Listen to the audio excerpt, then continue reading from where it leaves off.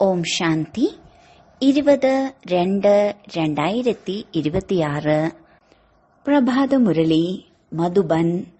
മധുരമായ കുട്ടികളെ, നിങ്ങൾക്ക് സമ്പാദിക്കാനുള്ള താൽപര്യം വളരെയധികം ഉണ്ടായിരിക്കണം. ഈ പഠിപ്പിൽ തന്നെയാണ് സമ്പാദ്യമുള്ളത്. ചോദ്യം: ജ്ഞാനമില്ലാത്ത ഏത് സന്തോഷത്തിന്റെ കാര്യമാണ് വിഘ്നരൂപമാകുന്നത്? ഉത്തരം: സാക്ഷാത്കാരമുണ്ടാവുക എന്നത് സന്തോഷത്തിന്റെ കാര്യമാണ്. എന്നാൽ യഥാർത്ഥ രീതിയിലുള്ള ജ്ഞാനമില്ലെങ്കിൽ ഒന്നുകൂടി സംശയമുണ്ടാകുന്നു. ആർക്കെങ്കിലും ബാബയുടെ സാക്ഷാത്കാരമുണ്ടായി ബിന്ദുവിനെ കണ്ടു എങ്കിൽ എന്താണ് മനസ്സിലാക്കുക? അവരൊന്നുകൂടി സംശയിക്കും.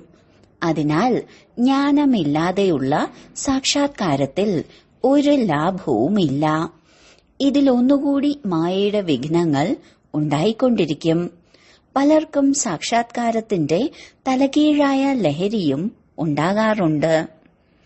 ഗീതം ഭാഗ്യം ഉണർത്തി വന്നിരിക്കുന്നു. ഓം ശാന്തി. മധുരമധുരമായ ആത്മീയ കുട്ടികൾ ഗീതം കേട്ടു. പുതിയവരും പഴയവരും കേട്ടു. കുമാരന്മാരും കേട്ടു. ഇത് പാഠശാലയാണെന്ന്. പാഠശാലയിലൂടെ എന്തെങ്കിലുമൊക്കെ ഭാഗ്യം ഉണ്ടാക്കാറുണ്ട്. മറ്റ് വിദ്യാലയങ്ങളിൽ അനേക പ്രകാരത്തിലുള്ള ഭാഗ്യമാണ് ഉള്ളത്.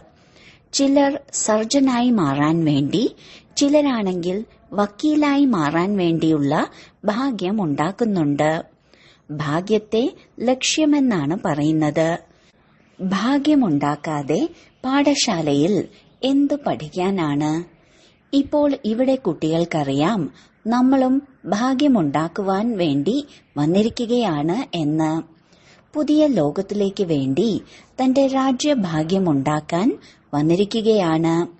ഈ രാജ്യഭാഗ്യം പുതിയ ലോകത്തിലേക്ക് വേണ്ടിയാണ്. ബാക്കിയെല്ലാം പഴയ ലോകത്തിലേക്ക് വേണ്ടിയാണ്. മനുഷ്യർ പഴയ ലോകത്തിലേക്ക് വേണ്ടി വക്കീലും എഞ്ചിനീയറും സർജനുമെല്ലാമായി മാറുന്നു. അങ്ങനെയായി ഇപ്പോൾ പഴയ ലോകത്തിൽ വളരെ കുറച്ചു സമയം മാത്രമേ ഉള്ളൂ. ഇതെല്ലാം തന്നെ ഇല്ലാതാകും.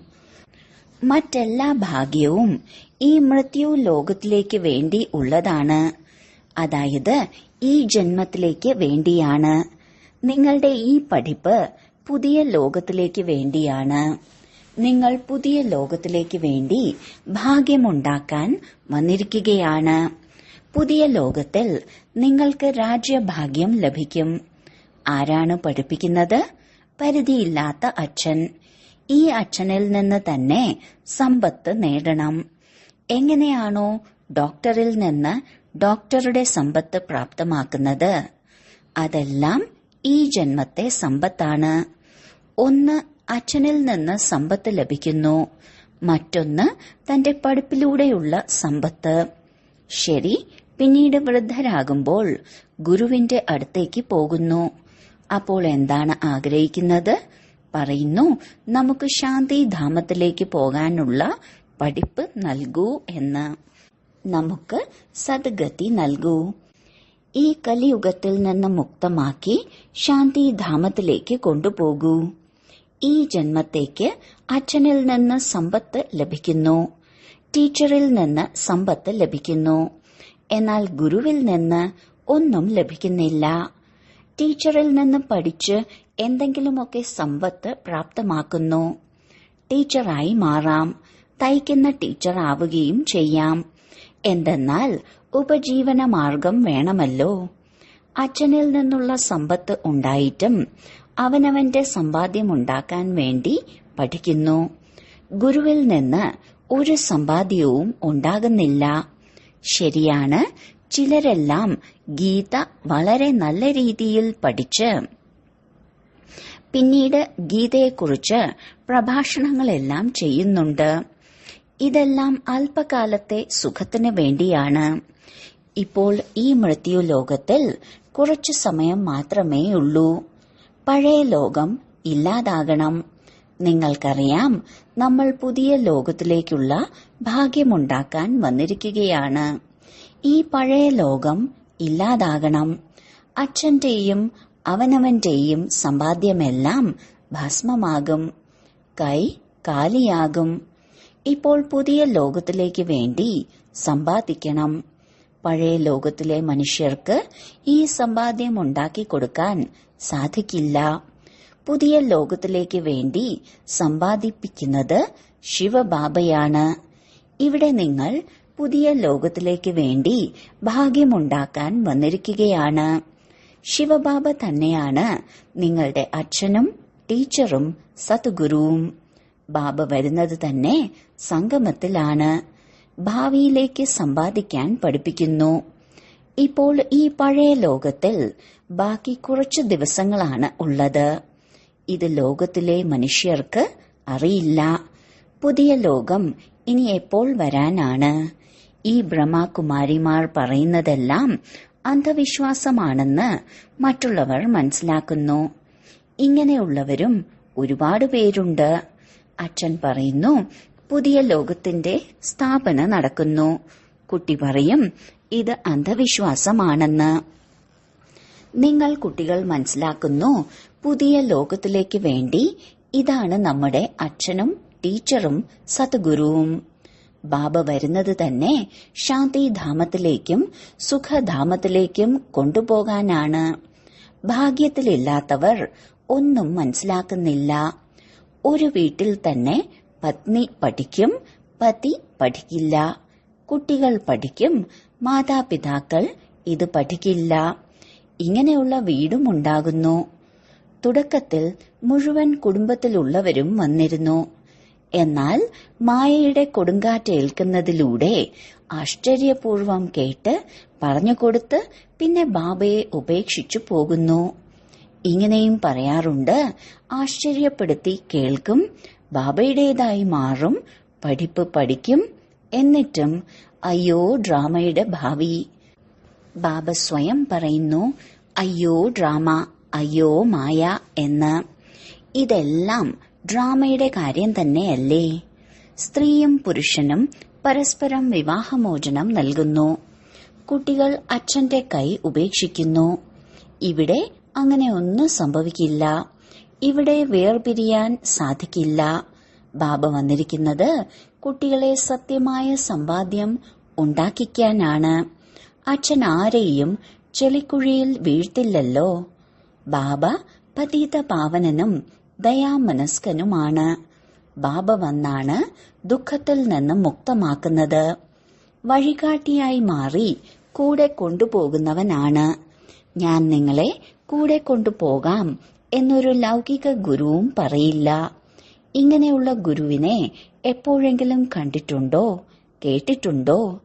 ഗുരുക്കന്മാരോട് നിങ്ങൾ ചോദിക്കൂ, നിങ്ങളുടെ ഇത്രയധികം ശിഷ്യന്മാരെല്ലാം ശരീരം ഉപേക്ഷിക്കുമ്പോൾ ഈ ശിഷ്യന്മാരെയും കൂടെ കൊണ്ടുപോകുമോ? ഞാൻ എന്റെ എല്ലാ ശിഷ്യന്മാരെയും കൂടെ കൊണ്ടുപോകാം എന്നാരും പറയില്ല. ഇത് സാധ്യമല്ല. ഞാൻ നിങ്ങളെല്ലാവരെയും മുക്തിധാമത്തിലേക്കും നിർവാണധാമത്തിലേക്കും കൊണ്ടുപോകാമെന്ന് ഒരിക്കലും ആർക്കും പറയാൻ സാധിക്കില്ല. ഞങ്ങളെ അങ്ങ് കൂടെ കൊണ്ടുപോകുമോ എന്നാർക്കും ചോദിക്കാനും സാധിക്കില്ല. ശാസ്ത്രങ്ങളിൽ ഭഗവാനു വാചയുണ്ട്, ഞാൻ നിങ്ങളെ കൊണ്ടുപോകാം എന്ന്.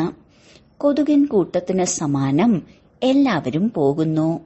സത്യുഗത്തിൽ കുറച്ചു മനുഷ്യർ മാത്രമേയുള്ളൂ. കലിയുഗത്തിൽ ഒരുപാട് മനുഷ്യരുണ്ട്. ശരീരം ഉപേക്ഷിച്ച് ബാക്കി എല്ലാ ആത്മാക്കളും കണക്കുകളെല്ലാം ഇല്ലാതാക്കി തിരിച്ചു പോകുന്നു. ഓടിപ്പോവുക തന്നെ വേണം.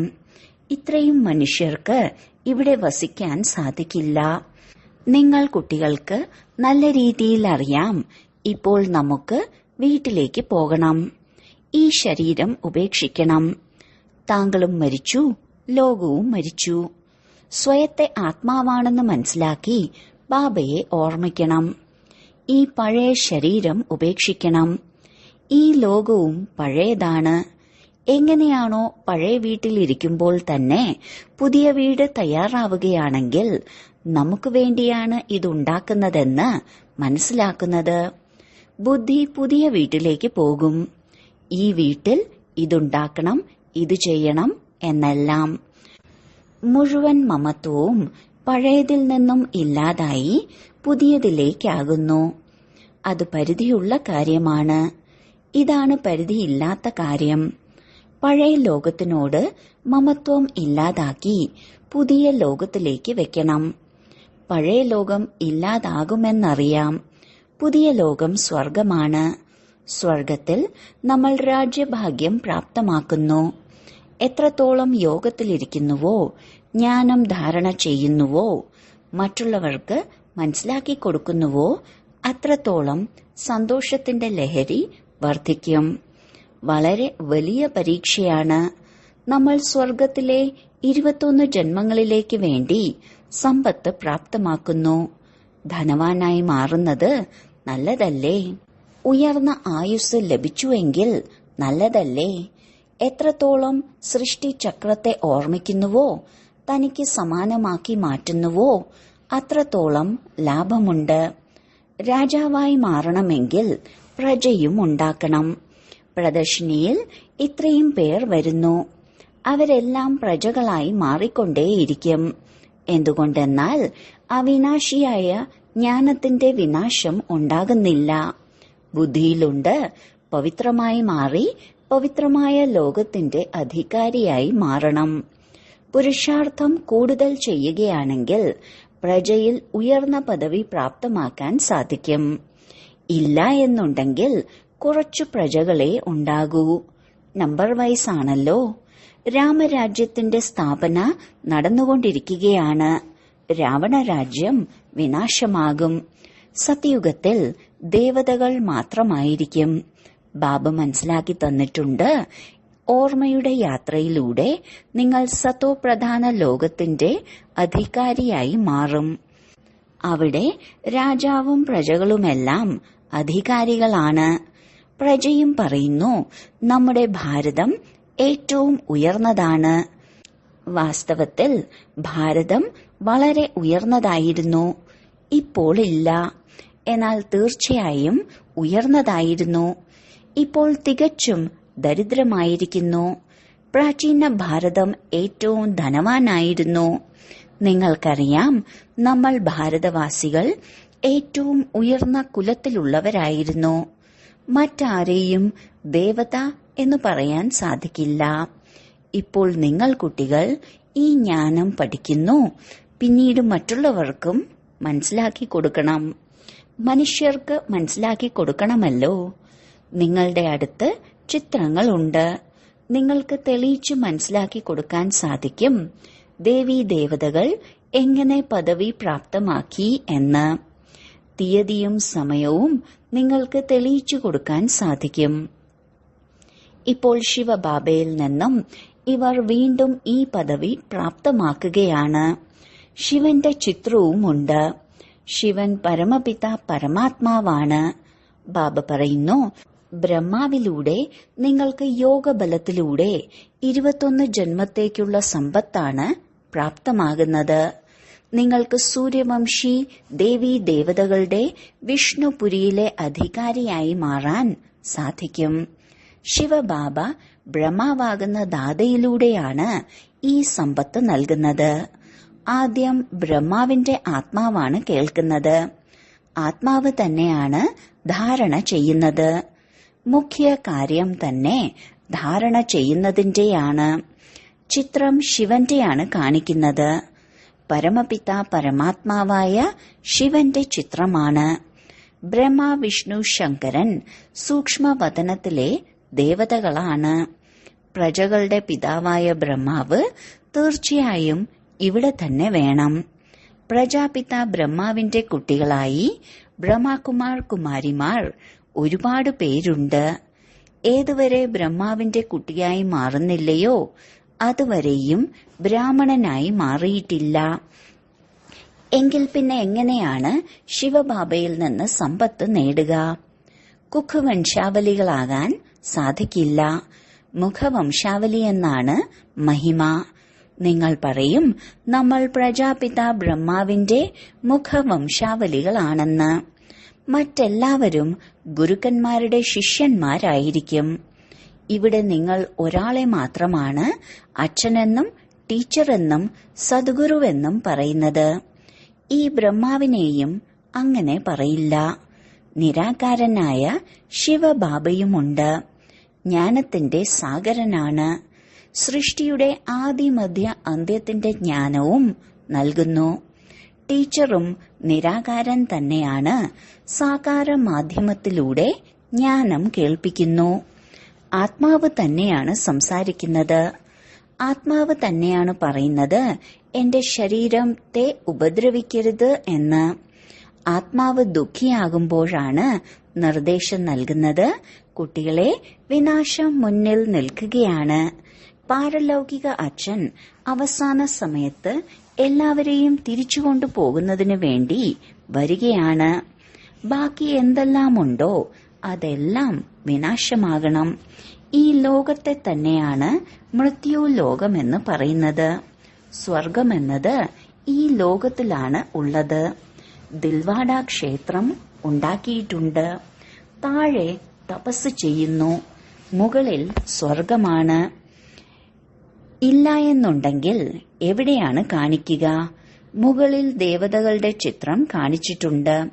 ദേവതകളും ഇവിടെ തന്നെ ആയിരിക്കും ഉണ്ടായിരിക്കുക.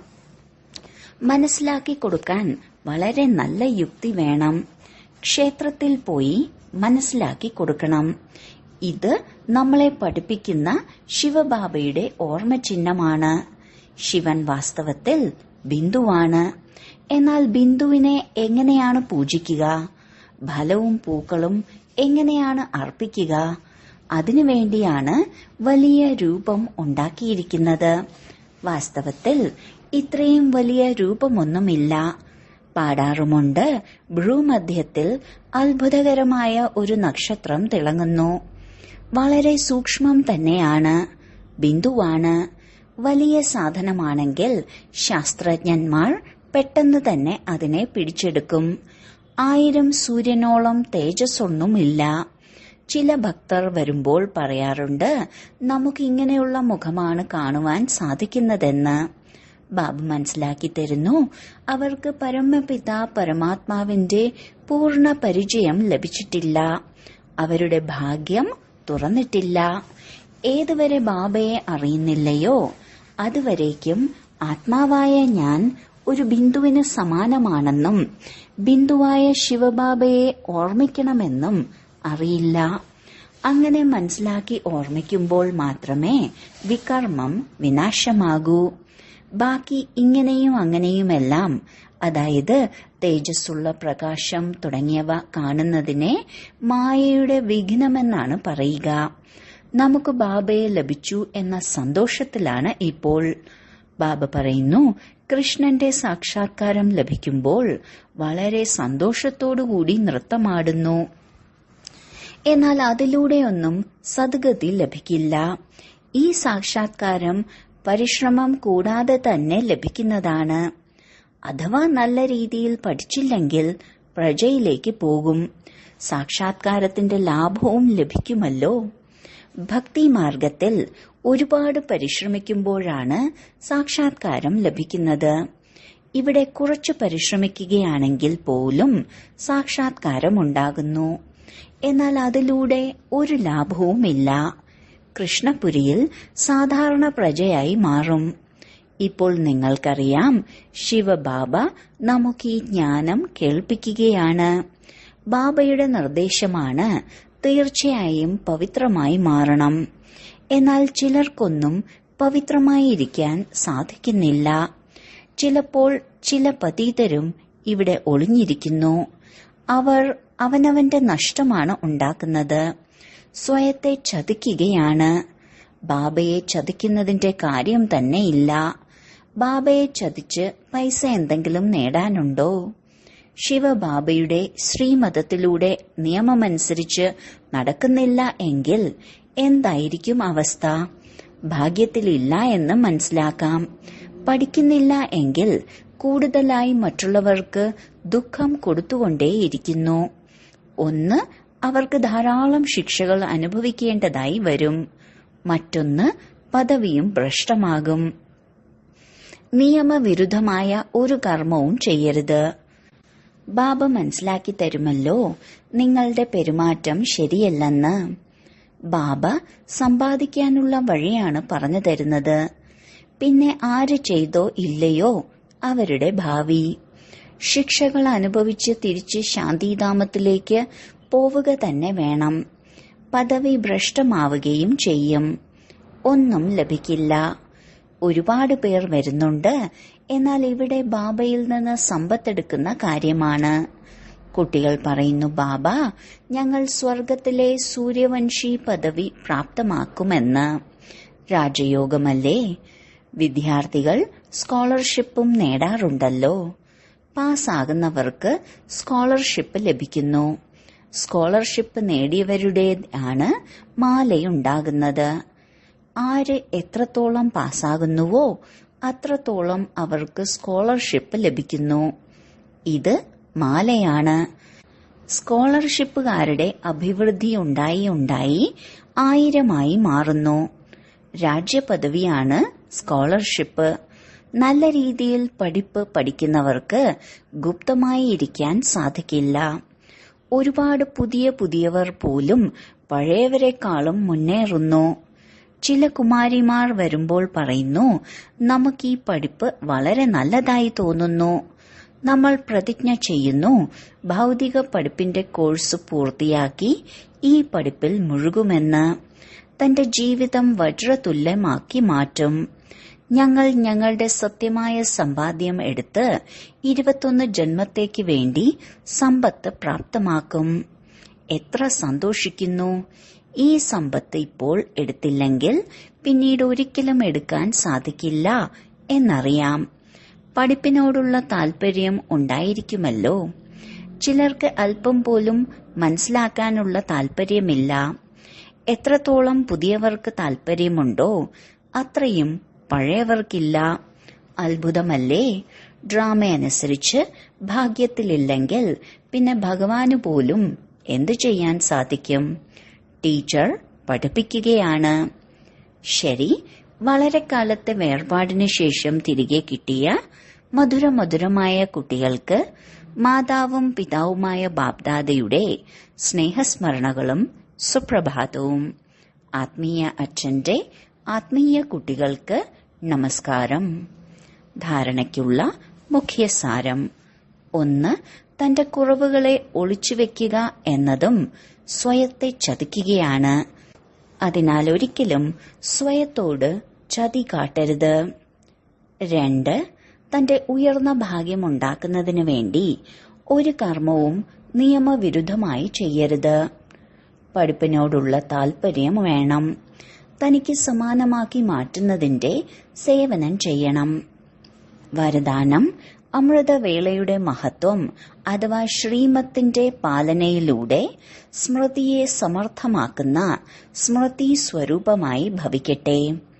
തന്റെ സ്മൃതി സമർത്ഥമാക്കണം. അല്ലെങ്കിൽ സ്വതവേ സ്മൃതി സ്വരൂപമാകണമെങ്കിൽ അമൃതവേളയുടെ സമയത്തിന്റെ വില അറിയൂ. എങ്ങനെയാണോ ശ്രീമതം, അതിനനുസരിച്ച് സമയത്തെ തിരിച്ചറിഞ്ഞ് സമയാനുസരണം നടക്കൂ. അപ്പോൾ സഹജമായി സർവപ്രാപ്തിയും ഉണ്ടാകും. പരിശ്രമത്തിൽ നിന്ന് മോചിതമാകും. അമൃതവേളയുടെ മഹത്വം മനസ്സിലാക്കി നടക്കുന്നതിലൂടെ ഓരോ കർമ്മവും മഹത്വമനുസരിച്ചായിരിക്കും. ആ സമയത്ത് വിശേഷ ലൈസൻസ് ഉണ്ടായിരിക്കും. അതിനാൽ സഹജമായി സ്മൃതിയെ സമർത്ഥമാക്കാൻ സാധിക്കുന്നു. സ്ലോഗൻ: ഓർമ്മയിലൂടെയും നിസ്വാർത്ഥ സേവനത്തിലൂടെയും മായാജീതാകുന്നവർ തന്നെയാണ് സദാ വിജയി. അവ്യക്ത സൂചന: ഏകതയുടെയും വിശ്വാസത്തിന്റെയും വിശേഷതയിലൂടെ സഫലതാ സമ്പന്നമാകൂ. സംഘടിത രൂപത്തിൽ താങ്കൾ ബ്രാഹ്മണ കുട്ടികൾക്ക് പരസ്പരം സമ്പർക്കത്തിന്റെ ഭാഷ അവ്യക്ത ഭാവത്തിന്റേതായിരിക്കണം. മാലാഖ അഥവാ ആത്മാക്കൾ ആത്മാക്കളോട് സംസാരിക്കുന്നത് പോലെ. ഇതിനായി ആരുടെയും കേട്ടുകേൾവിയുടെ തെറ്റുകളെ സങ്കല്പത്തിൽ പോലും സ്വീകരിക്കരുത്, സ്വീകരിപ്പിക്കരുത്. ഇങ്ങനെയുള്ള സ്ഥിതി ഉണ്ടാകുമ്പോൾ അപ്പോഴേ ബാബയുടെ ഏകമത സംഘടനയുടെ ശുഭകാമന പ്രായോഗികമാകൂ. താങ്കളിലൂടെ ബാബ പ്രത്യക്ഷമാകൂ.